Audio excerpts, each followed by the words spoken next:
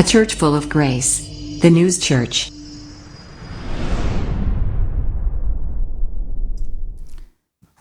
할렐루야. 아멘. 일당백의 교회에 오신 것을 환영합니다. 무슨 얘기인지 다 아시고 벌써 웃으시네요. 한 사람이 하나의 일을 하는 게 아니라 문어발처럼 한 사람이 여러 가지 일을 하는 더뉴스 복음교회입니다. 어떻게 보면 이게 마음 아픈 일일 수도 있어요. 그러나 한 사람에게 여러 가지의 능력이 주어지는 교회, 또 최선을 다해서 섬김을 통해 아버지를 높일 때 하나님께서 가장 기쁘게 사용하는 더뉴스 복음교회인 줄로 믿습니다. 아멘. 그런 교회의 성도가 되심을 환영합니다. 아멘.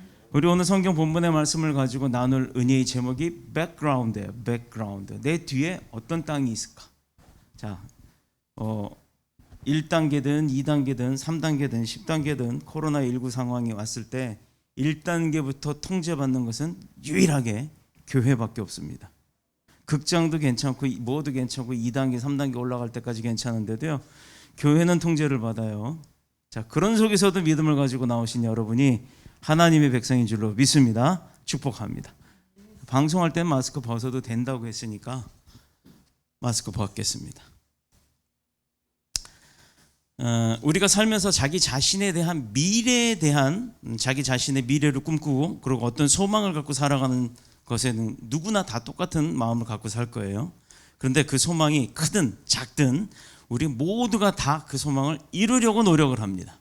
사실 우리가 돈 벌러 다니고 열심히 일하고 어떤 성취욕을 이루기 위해서 애쓰고 공부하고 하는 모든 것들이 다 내가 원하는 그것을 이루기 위함이죠. 그러나 소망을 이룬다고 하는 것, 작은 나의 뜻이지만 그것을 이룬다는 게 쉽지만은 않는 게 우리의 현실이에요. 타인의 도움을 통해 또는 뭐 요즘 흔히 말하는 흑수저 금수저 이렇게 따지는 부모의 도움을 통해 그 소망을 이루기도 하는 사람이 있습니다. 그러나 누구도 그 소망을 쉽게 이룰 수는 없다는 게 현실이에요. 자, 이 세상의 이치라고 우리는 알고 있는데 결국 자신의 소망을 타인의 도움, 그러니까 즉 타인이 이루어주는 것이 아니라는 결론에 이를 수밖에 없죠. 아버지가 어쨌든 뭐 부모님이 어쨌든 또 누가 뭐 나를 도와주든지 간에 내가 노력하지 않으면 그 소망을 이룰 수 없다는 것. 우리 여기 지금 군복무를 열심히 하고 있는 재현이가 있는데 아주 듬직하잖아요. 근데 그 재현이가 미래에는 카네기홀에, 우리 담임 목사가 카네기홀 가갖고 찬양하는 사람들이니까 당연히 카네기홀에서 서서 찬양할 수 있을 줄로 믿습니다. 아멘. 그 믿음대로 될지어다. 그 역사하는 것은 내가 그렇게 열심히 노력하고 군 복무 중임에도 틈틈이 주중에 와가지고 여기서 피아노 치고 우리 또 자매 하나가 와서 피아노를 쳐줘요. 그럼 그 자매랑 같이 또 뭐 악기하는 팀이 있든가 그냥 둘이 와서 하든가 하여튼 와서 여기서 찬양을 열심히 합니다. 일하기도 바빠요. 군복무도 바빠요. 그런데 공부도 해야 돼요. 거기에다가 알바도 합니다. 그런데 또 애인인지 누군지 모르겠어. 예쁜 처자와 와가지고 자매랑 와서 열심히 피아노를 치고 또 때로는 본인이 막 치면서 그렇게 열심히 찬양을 또 노래를 훈련합니다. 왜요? 얘기했잖아요. 카네기에서는 소망을 갖고 있기 때문에. 그걸 이루기 위해서. 자, 우리 장래는 그 누구도 아닌 우리 자기 스스로가 노력하고 개발하고 열심을 내지 않고 땀 흘리지 않으면 이룰 수 없다라는 거예요. 가만히 앉아 있어서 제가 이제 흔히 얘기하죠.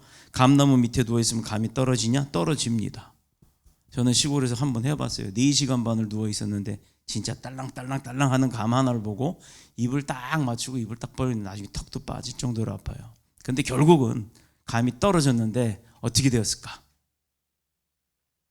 감이 입으로 들어왔을까요? 그렇게 노력해서 누워서 가만히 기다렸는데 그것도 노력이잖아요. 감은 정작 이마박에 탁 떨어져서 하나도 못 먹었습니다. 일어났더니 등에 개미만 따뜻 달라붙어 있어요. 우리의 장래는 그 누구도 아닌 자기 스스로 누워있는 노력이 있었지만 그거 갖고는 안 되는 거였어요. 조준을 잘했어야죠. 조준을 엉뚱하게 누워서 그냥 만유의 인력에 떨어지는 그 노력만을 바라보고 있었다는 것은 의미가 없더라 이 말입니다. 지금 내가 어떤 인격, 어떤 신앙, 어떤 삶의 자세를 가졌느냐, 그것이 우리의 노력에 따른 그 가치, 기준과 척도를 다르게 만들어줄 수 있다는 거예요. 자, 그렇다 그러면 아무리 돈 많고 힘과 권력을 가져도 그 부모와 자식의 인격이 병들고서 삶 자체가 파괴되어 있다 그러면 그 가정은 우리는 속된 말로 뭐라고 얘기합니까? 무슨 가정? 망한 가정. 네. 그 집은 쫄딱 망한 가정하고 똑같다는 거예요. 아무리 부자면 뭐예요? 다 손가락질 하는데. 아무리 돈을 많이 가졌고 아무리 좋은 대학을 나왔으면 뭐합니까? 부모도 못 알아보고 자식도 못 알아보고 이웃도 못 알아보는 사람으로 살아간다면 손가락질 당하는 거예요. 여기 우리 교회는 큰 회사를 경영하는 집사님이 계세요. 그런데 그 집사님은요, 밖에서는 사람들 난 모든 걸 다 베풀어요. 그런데 밖에서는요, 그 집사님한테 손가락질을 해요. 왜? 물텀벙이라고. 이용해 먹기 쉽대요. 아주 호구래요, 막말로. 그렇게 막말하는 자는 다 망할 줄로 믿습니다. 왜? 하나님의 품성을 품고 내가 그 사람들을 긍휼히 여기고 그 사람 어려울 때 도와줬는데 이용할 때 시큰 이용해 먹고 그리고 나서 자기 이용같이 떨어지고 나니까 핍박하고 비방을 해요.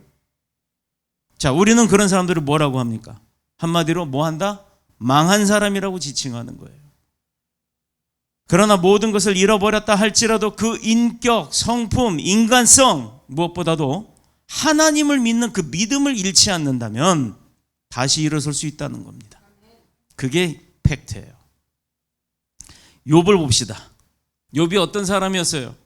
오로지 하나님 한 분만을 바라보고 산 사람이었어요. 근데 그 사람의 삶이 순탄했나요? 심지어는 사탄이 하나님 앞에 와서 대들었죠. 저 욥을 어떻게 한다? 시험해 보겠다. 하나님이 뭘 했어요?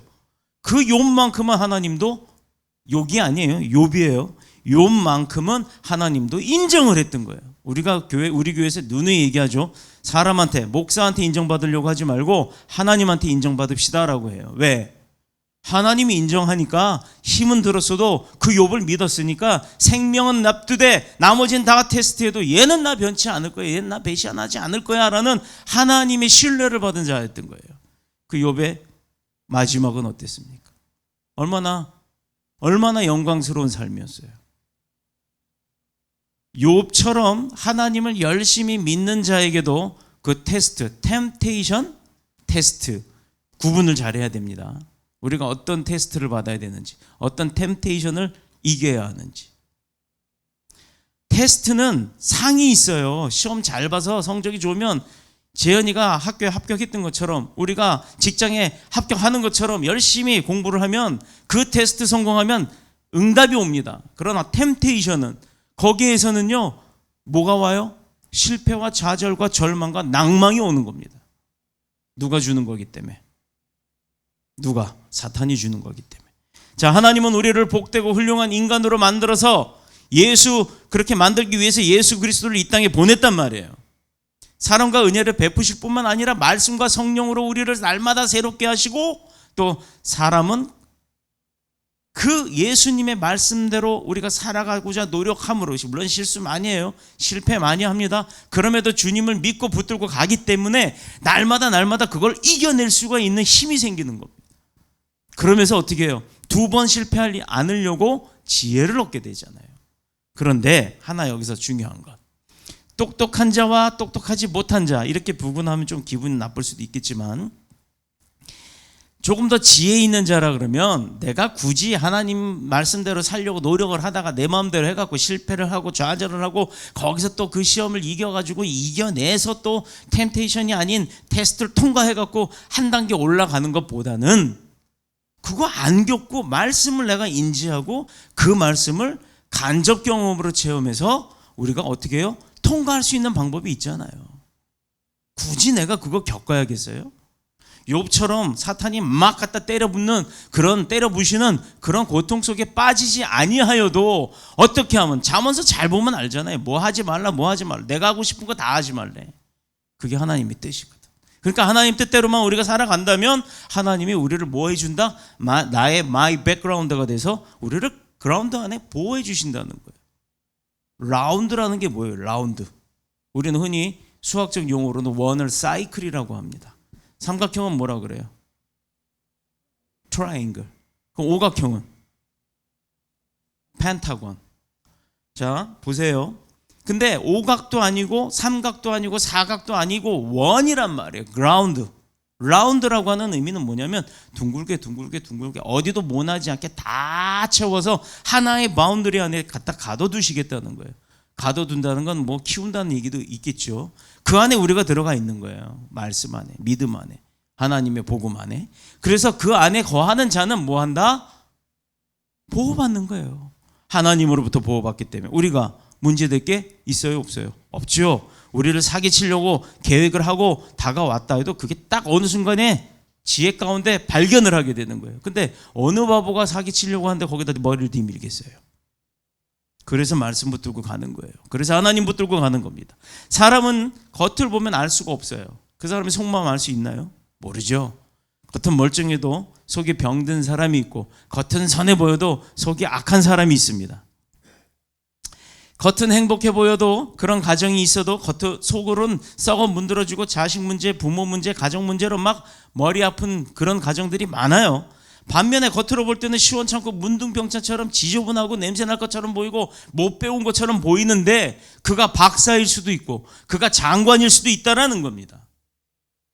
사랑과 믿음과 은혜로 그 속에 온갖 좋은 것들로 꽉 차 있는 그런 심령의 가정이 가난하지만 있다라는 거예요. 18세기의 영국은 경제, 정치 그리고 그 도덕적인 면이 아주 온갖 부정부패 속에 타락할 대로 타락했었을 때가 있었습니다. 그래서 영국은 뭐 대영 제국이라서 지금도 세계 국가의 그 국기들 보면 영국의 그 잉글로라 그러나요? 그 뭐라 그래요? 이렇게 X자에다가 위에 이렇게 줄 하나 더 거져 있는 그 영국 국기의 마크가 있잖아요. 그게 큰 마크 안에 작은 마크로 들어있던 그 마크가 막 배경이 되든 다 그렇게 되어 있는 나라들 꽤 많았어요. 그게 다 영국이 식민지로 지배하던 나라들입니다. 그 당시 1720년에 한 가정에서 어린아이가 하나가 툭 태어나요. 저 뒤에 지금 유아실에 지금 와 있는 우리 학생들처럼. 그가 바로 감리교회를 우리 교단에 우리나라에 전해준 요한 웨슬레입니다. 그는 모친 스잔나라고 하는 어머니의 독실한 기독교 신앙 안에서 양육되고 교육을 받았어요. 거기 잘 들려? 들려? 안 들리면 앞으로 나와. 거기 유아실이야. 유아실. 들려? 오케이. 자, 스잔나는 무려 몇 명을 자녀로 낳냐면요. 19명. 안 놀라시네? 여기 20명 낳으신 분 있어요? 다시 한번 할게요. 스잔나는 무려 19명을 낳았어요. 그렇죠. 이렇게 리액션이 와야 목사도 힘이 나요. 출산하면서 가난한 환경과 어려운 환경 속에 머무를 수밖에 없잖아요. 쌀을 하나를 사도 한 공기를 사도 19명이 나눠 먹어야 돼. 19뿐이에요. 부부가 있으니까 20명이 넘잖아요. 19명의 자녀를 모두 그럼에도 불구하고 하나님의 말씀과 성령의 도움으로 양육을 했더니 비록 육적으로는 가난한 가정이었을지어도 영적으로는 가장 부유한 가정이 됐더란 말이에요. 보세요. 19명의 엄마와 아빠까지 21명이 다 영적 생활을 하니까 영적 부유가 남보다 21배가 많은 거예요. 요한 웨슬레와 그 형제 찰스 웨슬레 아주 유명한 분입니다. 이분들이 그 가난함 속에서도 영국 최고의 명문인 옥스퍼드 대학에 당당하게 합격을 했어요. 그것도 수석으로. 자, 이 두 형제가 타락한 대학들 그렇게 많았던 그 대학, 그때 당시 옥스퍼드도요 명문이긴 하지만 명문의 그 자부심이 보통이었겠어요? 거기 가면 사람은 그 영국의 찰스 뭐 어쩌고 하면서 그 개그도 있었잖아요. 뭐 사람을 우습게 알고 머리 이렇게 꼬불꼬불한 거 막 그거 쓰고 다니면서. 자, 이 두 형제가 그런 타락한 대학 가운데서 홀리 클럽을 만듭니다. 자, 우리 교회 안에도 클럽이 생겨요. 무슨 클럽이에요? 애니 클럽. 네, 애니 클럽. Everybody 애니 클럽입니다. 자, 홀리 클럽을 만들어서 말씀 읽기와 또 뭐를 했다? 기도로 운동을 벌였습니다. 그 두 형제. 근데 많은 사람들이 비웃어요. 깔깔대고 웃습니다. 단 4명의 학생이 모여서 학생의 경건운동, 대학의 경건운동을 벌이기 시작했는데 시간이 가면 갈수록 참여를 하면 할수록 요한 웨슬레와 찰스 웨슬레 두 사람의 능력이 아닌 하나님의 능력이 거기에 임하니까 어떤 일이 벌어졌다? 사람들이 은혜를 받기 시작합니다. 감동을 받기 시작해요. 그러니 한 사람 두 사람 모여지기 시작해요. 각 대학교로 다 퍼져나가기 시작합니다. 영국이 그러고 나서부터 청년부터 바뀌니까 나라가 바뀌기 시작하는 거예요. 시간이 갈수록 확산되고 각 대학, 각 지역으로 확산되면서 영국이 드디어 살아나기 시작했습니다. 자, 위대한 일은 다 참여하는 게 아니에요. 잘 들으세요. 여기에 포인트가 있어요. 내가 축복받는 포인트. 위대한 일은 다 참여하는 게 아닙니다. 소수 몇 사람으로의 노력에 의해서 하나님이 도우실 때 그들이 일어서는 거예요. 귀한 일일수록 적은 사람이 일어나고 위대한 지도자일수록 외로운 곳에 머뭅니다. 어려운 곳에서 남들이 알려주지 않는 고난 가운데에서 솟아나는 거예요. 우리 옛날에 그 말 있잖아요. 개천에서 뭐 난다? 욕 난다. 그걸 우리나라에서는 무슨 사법고시라고 했잖아요. 그런데 그거 없애버렸어요. 자, 저는 경찰 출신이에요. 경찰대학교 나오면 뭐부터 시작합니까? 경위부터 시작해요. 그런데 나이를 가만 보면 빠르게 시작한 애들 보면 24살, 25살에 경위인간을 해요. 그러면 파출소에 딱 오잖아요. 그럼 9급 27살, 28살 돼서 9급부터 시작해갖고 3년, 4년 근무하면 경장쯤 돼요. 그럼 나이가 35살쯤 됩니다. 30살 뭐 이렇게쯤 돼요. 그럼 형도 한참 형이잖아요. 근데 한참 동생이 내가 무궁 하나 딱 달고 왔다고 자원에 떡 앉아가지고 야, 너 김순경, 이순경 이럽니다. 그런데 아버지 뻘쯤 되는 경위가 똑같은 경위예요. 그런데 나이는 아버지 뻘이에요. 근데도 선배임에도 불구하고 우습게 한다는 거예요. 왜? 너는 순경부터 시작한 9급이지. 나는 경대 출신이야. 줄 타면 나는 서장, 총경 아니면 청장까지 갈 수 있는 사람이야. 이런 식으로 따져요. 군대 다 갔다 왔잖아요. 장교 출신들은 아실 겁니다. 3사관 학교가 있고 육군사관 학교가 있어요. 육군사관 학교 소위, 중위, 대위 달아봐야 똑같은 대위인데 3사관 학교 대위는 취급도 안 해요. 그게 뭘까요? 바로 지금 얘기해줬던 그 어떤 명품 대학교에 대한 그 자기 자신의 명품에 대한 뭐라 그래요? 좀 이렇게 자만심? 그런 게 있다라는 거예요. 자, 그런데 이런 것은 한 사람의 기도와 말씀으로 시작된 부흥운동의 결과로 인해서 많은 사람들이 그 자리에 참여를 하게 됐다는 거예요. 하나님은요, 결코 교만한 자, 아무리 능력 있고 돈 많고 권력 있고 힘 있고 지식 있는 사람이라도 교만한 자는 쓰지 않아요. 뭔 말을 했는데 듣지도 않아. 아니, 대통령이 뭔 말을 했는데 국민이 안 들어요. 장관이 안 들어요. 그럼 대통령 뭐 하죠? 너 그만둬. 이렇게 합니다. 근데 그 대통령은 또 누가 잘라요? 국민이 당신도 그만둬. 이렇게 하는 거예요. 마찬가지로 하나님의 일을 할 때는 하나님의 명령에 순종하는 거예요. 목사의 말이 아니고 장로의 말이 아니고 집사 권사의 말이 아니라 하나님의 말씀에 순종하는 게 정답인 겁니다. 신사의 나라가 되었던 그 영국이 그로 인해 세계 최강의 나라가 되고 말았어요. 이게 1800년대의 영국이에요. 이것은 한 사람의 기도와 말씀으로 시작된 부흥운동의 결과입니다. 자, 우리나라의 대학 모습은 어때요? 여기 대학생이 있어요. 우리 반주자는 어떻게 됐는지 모르겠어요. 여기도 대학 이제 막 졸업한 지 얼마 안 돼요. 보세요. 우리나라 대학 요새 코로나가 다시 퍼진다고 하죠.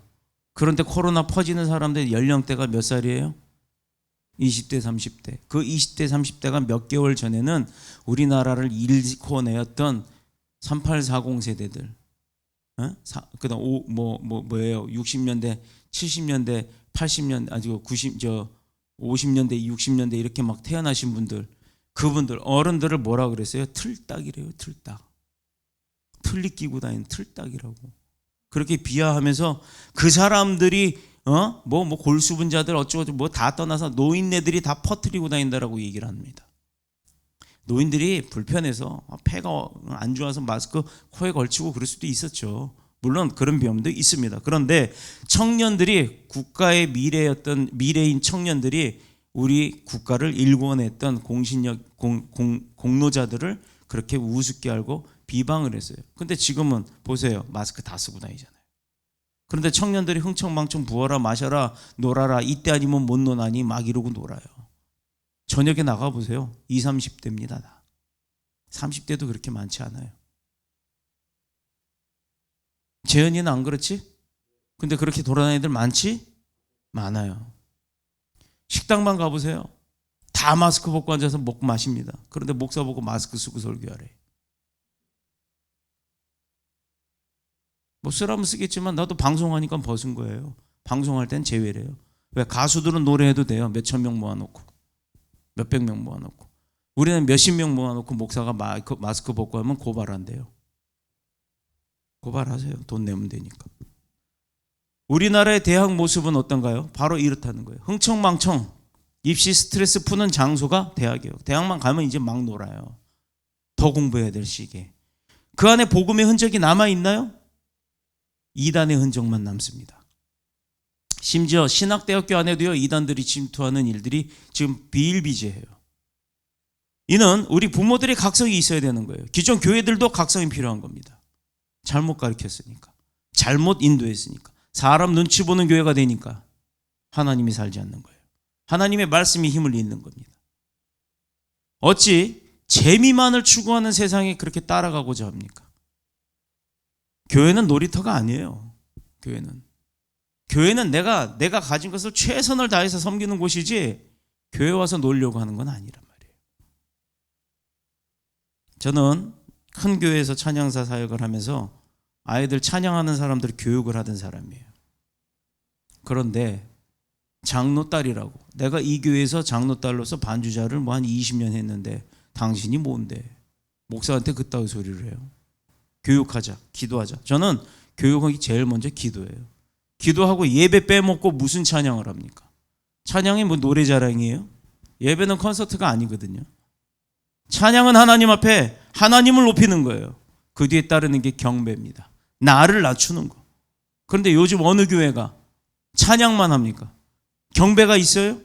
자기를 드러내고 있는데 그게 무슨 찬양이에요? 하나님 앞에 노래하는 사람들이지. 거기가 무슨 뭐 공연장입니까? 그러려면 노래방 가라 이거예요. 노래 끝나고 나면 점수 나오잖아요. 기계가 빰빠바바. 오, 대단하신데요. 가수가 되시겠어요? 거기 가서 불러. 그렇게 얘기를 합니다. 그랬더니 장로들이 내 딸한테 그래서 너 그만둬 그러더라고요. 그만뒀어요. 제가 틀린 말 했나요? 많은 교회들이 아직도 그 굴레와 범주에서 벗어나질 못합니다. 하나님이 아니고요, 그 안에 사람들이 더 주인 행세를 하는 거예요. 교회는 하나님이 주인입니다. 고대 근동시대의 중동과는 달리 현재 중동 지역을 한번 볼까요?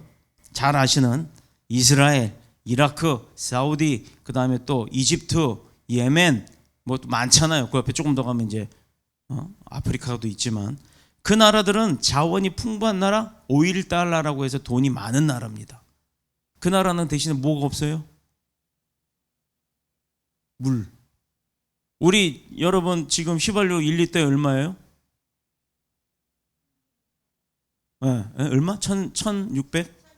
1,200원이요? 많이 내려갔네. 1,350원대 제가 며칠 전에 기름을 넣었어요. 1,350원이면 1리터면 요거 2병이에요. 그죠? 요거 2병이 1,300원. 근데 이게 이스라엘이나 그 산유국에 가면 얼마인 줄 아십니까? 100원 정도밖에 안 해요. 우리 돈으로. 그런데 거기 나라에 가서 이 물을 하나 사 먹으려고 그러면 1달러면 1,200원이죠. 이거 하나 줘요. 하나. 그런데 오일도 안 나오고 물도 안 나오는 이스라엘 옆에 보면 요르단이라고 하는 아주 진짜 가난한 나라가 있어요. 근데 그 나라는 이스라엘하고 친해요. 나머지 나라는 이스라엘하고 다 적대국이에요. 우리 성경에 보면 알잖아요. 맨날 싸우잖아요. 그래서 이스라엘하고 가깝지가 않아요. 그러나 요르단은 가까워요. 근데 요르단에 이스라엘에서 지원을 해줍니다. 뭘? 물도 지원해주고 기름도 지원해줘. 자, 이스라엘 성지순례 가면 1불에 물 2개 줘요.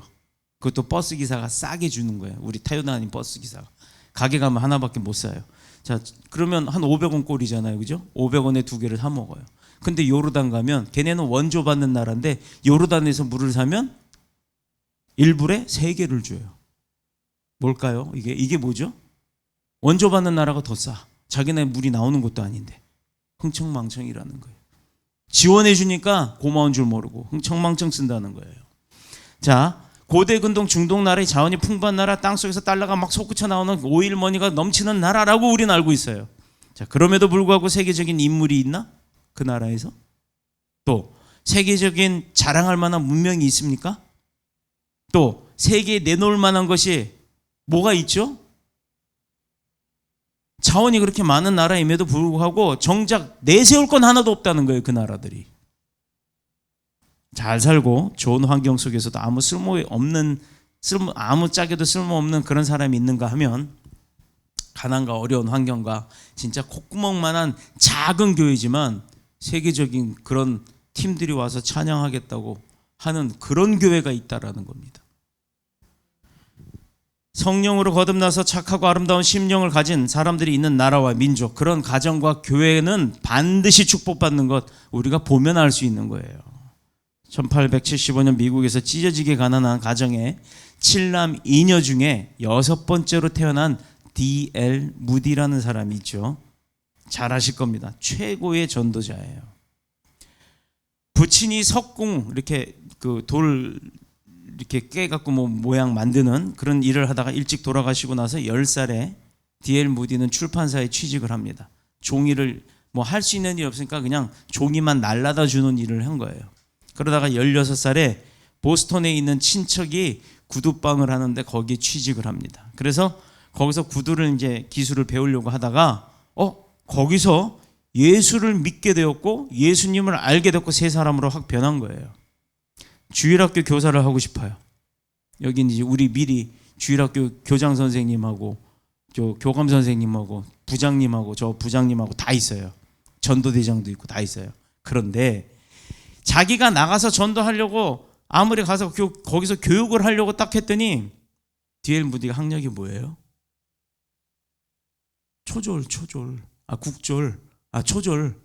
초등학교 졸업. 학력이 없잖아요. 그러니 성경학교에서 무슨 교사를 해요? 아무도 그를 교사로 받아주질 않았던 겁니다. D.L. 무디 거룩한 자존심이 상한 거예요. 저도 며칠 전에 아주 거룩한 자존심이 상했는데 자기 자신이 아예 나가버렸어요. 길로 나가서 전도를 합니다. 아이들을 데려오기 시작했어요. 주일학교를 하고 싶었는데 그가 학교 다닌 게 기후 6개월 다닌 게 전부 다 하니까 아무도 그 사람은 넌 가르칠 자격이 없어 이렇게 해서 받아주질 않았던 거예요. 그가 열이 났죠. 그러고 나서 가요. 길에서 아이들을 전도해 오기 시작해요. 그리고 전도해 온 아이들을 자기가 가르치기 시작합니다. 왜? 내가 만난 하나님을 전하는 거하고 내가 배운 하나님을 전하는 거하고는 천지 차이가 있는 거거든요. 그래서 우리가 맨날 하나님 만납시다 하는 거예요. 자기가 데리고 온 아이들을 가르치는데 원래 있었던 아이들보다 훨씬 그 아이들이 더 많아지기 시작했던 거예요. 왜? 재미있으면서도 은혜 있으면서도 눈물 콧물 다 쏟고 하나님 만나고 나니까 그 체험을 자기만 갖고 있기가 어려운 거예요. 전달을 하게 된 겁니다. 그 친구가 친구를 데려오고 또 데려오고 또 데려오고 해서 이제는 주일학교에 아이들이 그 D.L. 무디가 데려온 아이들이 더 많은 거예요. 무디는 타락한 미국의 새로운 청교도 운동을 시작했고 또 힘을 잃고 소망을 잊어 무너져 내리던 그 미국을 다시 일어나게 만든 사람이에요. 그런데 누구부터 시작했다? 할아버지 할머니 다 배운 사람들이 아니라 이제 배워나가는 어린아이부터 교육을 했다는 거예요. 그래서 저는 예전에 요 위에서 우리 사업장에서 예배 드릴 때도 그랬지만 아이들이 오면 예배 중에 퀴즈를 내고 그날 말씀 중에 몇 가지 질문을 해서 맞추면 아이들한테 뭐 했어요? 아시는 분들이 있죠. 뭐 했어요? 과자 줬어요. 그것도 우리나라 과자가 아니라 외국 과자. 그거 먹고 그거 사 먹으러 외국으로 나가라고. 그런 비전을 갖고 했었어요. 앞으로도 그렇게 할 겁니다. 우리 교회 교육부 유소년부 생기면요 미래 세대 교육하는데 중점을 둘 거예요. 아이들이 중요한 겁니다. 이 민족의 장래가 누가 이끌어 나가죠? 우리는 여지껏 수고 많았어요. 그래서 아이들을 잘 지도하면 성경을 읽고 기도하면서 하나님을 두려워할 줄 알고 가난해도 어려워하지 않고 실패했다고 낭망하지 않고 또 굴하지 아니하고 믿음으로 일어설 수 있는 사람들을 키워낼 의무가 우리한테 있다는 겁니다. 인간의 힘은 소유에 있지 않아요. 내가 갖고 있는다고 그걸로 끝나서 힘이 생기는 게 아니란 말이에요. 인간의 힘이 결코 그 외모에서도 나오는 게 아닙니다. 못생겼으면 좀 어때요? 돈 있으면 요즘은 뭐 다 찢어 고치잖아요. 근데 더 똑같이 다 그냥 얼굴 형태가 다 비슷비슷해서 그렇지. 인간의 힘은 지위에 있는 것도 아니고 내적인 아름다움에 있다는 겁니다. 못생겼어요. 얼마 전에 개그맨 하나가 뭐 평상시에는 뭐 못생긴 걸로 그 개그를 자기 얼굴 가지고 했던 그 친구인데 수제잖아요. 머리도 좋고 신앙심도 좋았어요. 그런데 이 친구가 어머니랑 같이 자살을 했습니다. 충격적이었죠. 마음이 아팠어요. 근데 그 원인은 밝혀지지는 않았습니다만 본인이 앓고 있는 질병 때문에 본인이 너무 힘들었던 것 같아요.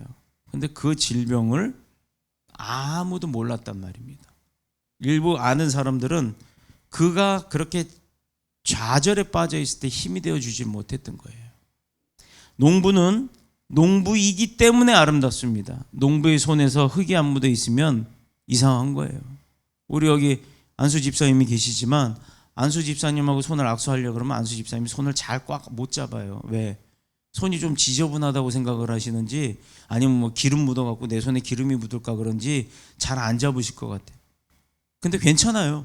저는 안수 집사님이 뭐 만드는 분인지를 알거든. 우리나라뿐 아니라 세계에서 인정하는 걸 거예요. 발전기 고장 나면 안수 집사님한테 다 와요. 내 말이 거짓말이에요? 맞죠? 전국에서 다 와요. 못 고치는 게 없어요. 명장이란 말이에요. 명장. 그런데 그 손이 지저분하고 더러우면 어때요? 그 아름다운 일을 이뤄내는 손인데. 마찬가지예요. 군인은 군인의 본연의 모습에서 힘이 있는 겁니다. 군인이 비실비실하고 총도 하나 못 들고 쏘면 전부 오발이고 아군이나 죽이고 이래버리면 그 군인이 필요합니까? 학생은 나올 때 학생의 모습이 나오는 거예요. 학생이 공부 안 하면 그게 학생의 일진이지. 그곳에서 미래에 대한 소망과 기대를 느낄 수가 있는 거예요. 본연의 모습을 다 할 때. 영업하는 사람은 세일즈맨이 돼야 되는 거예요. 사업하는 사람은 사업가다운 거예요. 또 믿음의 사람은 믿음이 그 사람에게서 보여 나와야 되는 거예요. 어린아이는 어린이답게 순수함에서 아름다움을 느끼는 거죠. 어린아이다가 대바라져 봐요. 징그러워요 그게. 어머니는 어머니로서의 위치를 지킬 때 그 아름다운 자태가 나오는 겁니다. 이런 점을 보면 이 시대의 문제점은요, 인간이 그 본질성을 상실하고 산다는 거예요. 사람도 다 사람이 아닙니다.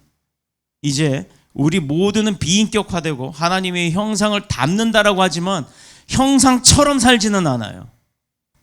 형상 닮았다라는 것만 갖고 자부심을 갖고 사는 거예요. 이게 요즘에 많은 교인들이란 말입니다. 교인 되지 말고 성도가 되세요. 하나님의 모습을 내 안에서 끄집어낼 수 있는 사람들. 하나님의 형상을 잃어버린 이 모습을 있는 그대로 가지고 하나님 앞에 나와야 합니다. 그런 사람도 하나님의 형상을 잊어버려 놓고 다 갖고 있는 척해요. 다 아는 척해요. 말씀을 다 자기가 꿰차고 있는 척합니다. 제가 누누이 얘기하죠. 말씀 몇 구절 못 외워도 괜찮아요. 못 외우는 대신에 외우려고 노력하고 내 마음에 그걸 두고 있으면 돼요. 근데 말씀 외웠다고 해서 그 말씀대로 사나요? 말씀만 줄줄이 막 해요. 그러는데 그 사람 삶을 보면 그 말씀과는 전혀 동떨어진 삶을 살아요. 그럼 무슨 힘이 있겠어요? 오히려 비웃음거리가 되는 겁니다. 모르면 모르는 거예요. 목사라고 다 아는 거 아닙니다. 목사도 하나님 알아가는 거예요. 그런데 그런 목사가 여러분들을 가르치는 게 아니잖아요. 권면하는 겁니다. 같이 합시다. 같이 이렇게 합시다. 같이 하나님 앞에 갑시다. 같이 하나님 일을 합시다 라고 권면하는 거지, 너 이거 해 라고 하는 게 아니라는 거예요. 그걸 착각하고 계세요. 이 길만이 우리가 사는 길이에요. 어떤 것? 하나님의 형상을 닮아가고 그 형상을 쫓는 것. 이거 회복하는 것이 가장 우리의 목표가 되어야 되는 줄로 믿습니다. 그렇습니다. 인간의 아름다움은 하나님이 그 사람에게 주신 본래의 인간성이 각각 다 틀린 거예요. 뭐 성격 급한 사람, 느린 사람, 빠릿빠릿한 사람, 또 루즈하지만 철저한 사람 등등등 각각의 형태가 모여서 그 공동체를 이끌어 나가는 겁니다. 스스로의 힘과 능력을 최대로 발휘할 수 있는 것, 바로 그런 조화가 잘 이루어질 때입니다. 누구 하나 드러나는 것이 아니라 조화가 잘 일어날 때. 자, 우리가 악기팀이 있어요. 연주해요. 누구 한 사람이 막 혼자 앞서 나가봐야 그 연주가 아름다운가요? 아니란 말이에요. 딱딱딱 맞을 때가 가장 아름다운 화음이 일어나고 가장 아름다운 찬양이 일어나는 거예요. 찬양도 보시면 알잖아요. 우리 오케스트라 뭐 이런 노래방이나 뭐 방송에서 보면 그 뒤에 배경에 앉아서 막 연주한 사람들이 수십 명이 있잖아요. 그 사람이 처음부터 끝까지 다 동시에 나오나요? 아니란 말이에요. 누구 나올 땐 누가 안 나오고 누구 나올 땐 또 누가 안 나오고. 악기 하는 사람들 보면 알잖아요. 연주할 때 자기 거 탁 들고 하고 어떤 사람 막 이렇게 하고 하는데 안 할 때는 안 해요. 자, 우리의 삶의 지혜도 바로 거기서 찾을 수 있습니다. 내가 낄 때, 안 낄 때, 말할 때, 말하지 말아야 할 때, 내가 참여해야 할 때, 참여하면 안 될 때, 그거를 구분 잘하는 사람이 승리하는 거예요. 성공하는 겁니다. 오늘 본문 26절에 보면 공중에 나는 새를 보라. 그냥 새도 아니에요. 날아가는 새를 보라예요. 그냥 앉아있는 새는 의미 없어요. 공중에 나는 새입니다. 이 새를 보라, 이 말은 히브리어로 엠브렙 사테라고 표현을 하는데, 이 말은요, 공중의 새를 보라 하는 이 말은 엠브렙 사테라고 하는 뜻은 단순히 그냥 눈으로 그걸 바라보라는 뜻이에요. 아주 단순해요. 그냥 보라 이거예요. 날아가는 새를 그냥 쭉 한번 훑어보라 이 말이에요. 무엇을? 하나님이 그 새를 기르고 있는 새들과 하나님이 입히시는 들의 풀과 꽃을 그냥 한번 바라봐라 이거예요. 이 말씀의 의미는 뭐냐면 모든 만물의 배경에는 하나님이 주장하고 관리하고 또 간섭하고 있는 그 손길이, 이 백그라운드가 모든 만물에 다 있다라는 겁니다. 그 안에 우리도 있어요. 우리가 먹고 살기 바빠서 신경조차 쓰지 않는 새들, 길거리에 들풀, 자풀 뭐 이런 꽃들조차도 하나님이 먹이시고 입히시고 있기 때문에 그게 다 자라는 거라는 얘기예요. 믿음의 눈으로 세상을 보면 지금까지 보지 못한 세상이 열려요. 그게 영안이 열린다 그러죠. 사람의 심령도 보입니다. 때로는 그 사람이 마음가짐과 생각까지도 보일 때가 있어요. 지금까지 경험하지 못한 하나님의 능력의 세계, 그의 영광의 아름다움으로 가득 찬 세계를 볼 수가 있다라는 거예요. 이게 얼마나, 그걸 보통 뭐 신통력이라고도 표현하나요? 영력입니다. 그게. 저는 요즘 아이들을 보면요, 아이들과 함께하는 하나님의 그 손길을 볼 수가 있어요. 얼마나 이쁜지 몰라요. 그럴 때마다 감사가 쏟아집니다. 이게 내 아이든 남의 아이든 상관없이. 결코 내가 내 자녀를 키우는 것이 아니라 하나님의 손길로 인해서 자녀들이 양육되어지는 것을 보고 느낄 때 깨닫는 게 있다는 거예요. 그런데 그걸 애들이 못 느껴요. 내 나이 때쯤 되니까 믿어지는 건지 보여지는 건지 몰라도 아이들은 그걸 못 느낀다는 거예요. 왜냐? 저는요, 하나님 앞에 예민해져 있기 때문에 그게 보여요. 그런데 아이들은 하나님 앞에 예민해져야 되는데 자기 관심사에만 예민해져 있기 때문에 그게 안 보이는 거예요. 자, 영업을 하는 사람이 내가 볼펜을 영업을 해. 이 볼펜 하나를 영업하러 다니는데 사람을 만날 때마다 그 사람이 딱 무슨 볼펜을 딱 꺼냈을 때마다 그 볼펜부터 보게 돼 있어요. 우리 거냐 아니냐. 자, 음악학원을 해요. 음악학원을 하다 보니 길 같은 데 가다 보면 죄다 간판이 수백 개 수천 개가 보이는데 죄다 이 음악학원만 보입니다. 맞죠? 제 말이 거짓말인가요? 다 다니면서 내 관심사에는 정확하게 보이는데 그 이외에 갑자기 뭐 치과라든가 뭐 어디서 보긴 봤는데 어디 있더라 이렇게 되는 겁니다. 하나님의 손길을 볼 줄 아는 부모, 이런 영적인 눈을 뜬 부모, 또 속이고 싸우고 빼앗는 세상적인 방법으로 세상을 살아가는 그렇게 이유가 없다는 거예요. 그렇게 살아가야 할 이유가 영적인 부모들에게는 없다는 겁니다. 왜? 다 하나님이 가르치시고 보호하심을 알기 때문이에요. 그래서 하나님이 손길을 보면 불평 대신에 감사, 원망 대신에 찬양이 나오는 겁니다. 여기 다 그렇게 사세요. 한 번도 내가 뭐 여기 솔직히 우리 그렇잖아요. 어제 우스개로 그랬어요. 코로나 걸려도 다 걸리고 안 걸려도 다 안 걸려. 왜? 가족이니까. 한 집에 살고 한 직장에 다니고 한 밥그릇에 밥을 먹는 사람들이잖아요. 다.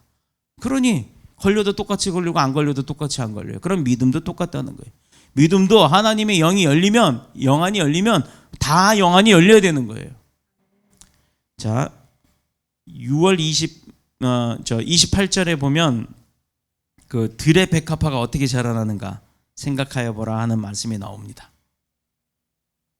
이때 보라, 생각하여 보라 하는 이 보라는 카타마데테라고 해서 이거는 어떻게 하냐면 그냥 아까처럼 지나가는 걸 그냥 훑어 그냥 쓱 이렇게 보는 게 아니라 지금 주집사님 마스크가 지난주하고 다른 걸 끼셨네. 그림이 없네. 왜 흰색인데 이번에는 그림을 안 그렸을까? 가슴에 하트가 달렸네. 황 집사님도 하트가 달렸네. 다 하트 달렸네. 이렇게 관심을 갖고 보란 얘기예요. 이번에는 카타마데테, 이것은 관심을 가지고 보라는 거예요. 그냥 쓱 지나가는 거 쓱 보는 게 아니라 모든 만물 자연 속의 모든 수고는 다 하나님이 하셨다. 세상의 모든 피조물은 그의 손길에 의해서 양육받는 존재라는 사실을 우리가 알 수 있다라는 거예요. 자, 피조물이란 단어 자체가 의미하는 것은 창조주께서 만들어낸, 또 그래서 하나님께서 만들어냈기 때문에 하나님이 보호하고 관리하고 키워나가는, 그래야 살 수 있다는 뜻입니다. 성경에서 주님은 우리의 목자라고 했죠. 틀려요? 맞아요? 맞죠? 그렇다 그러면 우리의 목자면 우리는 뭐예요? 양이에요. 양. 그러면서 여기 순양, 여기 암양, 순양, 암양, 순양, 암양, 이렇게 다 암컷, 수컷 이렇게만 나눠지는 똑같은 양이란 말이에요. 그럼 목사 양이 있고 성도 양이 있나요? 그 양들이 그렇게 구분 져져요? 양의 대장이 있어요? 없어요. 목자가 대장이에요. 그런데 목사가 대장이냐고요. 목사는 그 권한을 인간적인 모습으로 위임받고 행하는 것뿐이에요. 그러니 목사를 신격화하지 마세요. 목사가 우상되면 안 돼요. 그러면 하나님 떠나요. 저는 그게 제일 두려워요.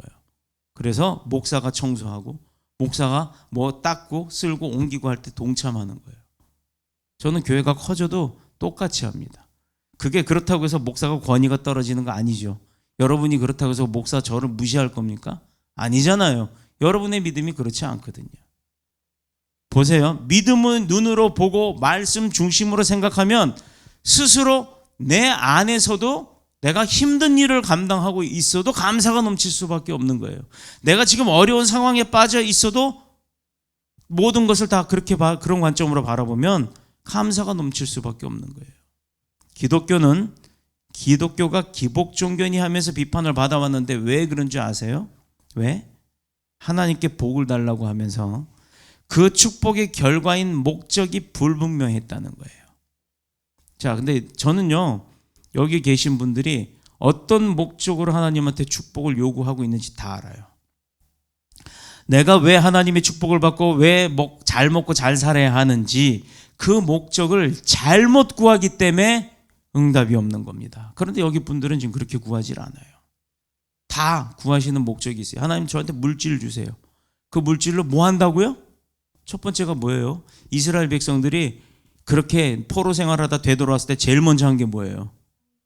성전 건축이었어요. 또 아메리카 대륙을 넘어왔던, 영국에서 넘어왔던 미국인들이, 청교도들이 제일 먼저 한 게 자기 집, 그 인디안들한테 공격당하면서도 자기 집 짓기 전에 뭐부터 했어요?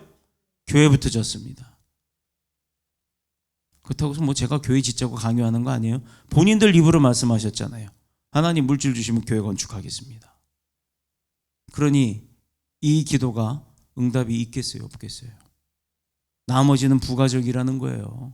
그 이후에 내 집 짓고 그 이후에 내가 먹고 살고 하고 그 이후에 선교하고 그 이후에 뭐 하고 이웃 나눠주고 이렇게 하겠다는 거예요. 그런데 이 기도를 하나님이 안 들으시겠어요? 어느 개척교회의 비전이 이런 비전이 있습니까? 하나님이 살아서 움직이시고 하나님이 살아서 행하는 교회니까 이런 비전이 나오는 거예요. 내가 왜 하나님의 축복을 받고 잘 살아야 하는지 그 목적을 정확하게 알고 있는 사람들이 응답이 이루어지는 거예요. 그게 잘못되었기 때문에 기존의 교회들이 비판을 받는 거였어요. 왜 우리가 복받고 잘 되는 목적이 내 썩어질 육신을 편안하게 하기 위함이었냐고요. 우리 교회 가면 축복받는다, 우리 교회 가면 부자 된다, 야 우리 교회 가자. 저 전도 그렇게 안 하잖아요. 당신 예수 알아? 몰라? 그럼 예수님 믿어. 교회가 어디예요? 우리 교회 알아서 뭐하게. 당신 예수만 잘 믿으면 되지. 당신 다니기 편한 곳에 가서 믿어. 이게 우리 교회의 전도법이에요. 남들은 미쳤다라고 얘기하더라고요. 왜 비싼 전도지에 그 뭐 선물 넣어가지고 주워가면서 교회 자랑은 안 하고 남의 교회 가든 뭐 하든 신경도 안 쓰냐고. 그 사람이 우리 교회에 올 것 같으면 하나님이 보내시는 거기 때문이에요. 우리가 하는 게 아니라 하나님이 하시기 때문에. 이게 하나님이 살아계신 교회의 운영법입니다. 목사 마음대로 하는 게 아니고요. 성도들 장로들 마음대로 하는 교회가 그게 교회입니까? 사업장이지. 솔직하게 다 알잖아요. 기독교인들도 그건 반성할 건 반성해야 되는 거예요. 하나님의 나라와 하나님의 의를 먼저 구하라. 이 땅에서 먼저 이루기 위함이 바로 그것이에요. 하나님의 것을 인정하고 하나님의 것을 먼저 구하는 그 삶이 바로 성공하는 삶입니다. 이 시대에도 웨슬레 같은 사람이 다 되셔서 하나님으로부터 인정받고 축복받고 또 나누고 베풀고 그리고 하나님의 뜻을 세워나가면서 무엇보다도 하나님에게 인정받는 저와 여러분들이 다 되시기를 그리스도 예수님의 이름으로 축복합니다. 축원합니다. 기도드리겠습니다.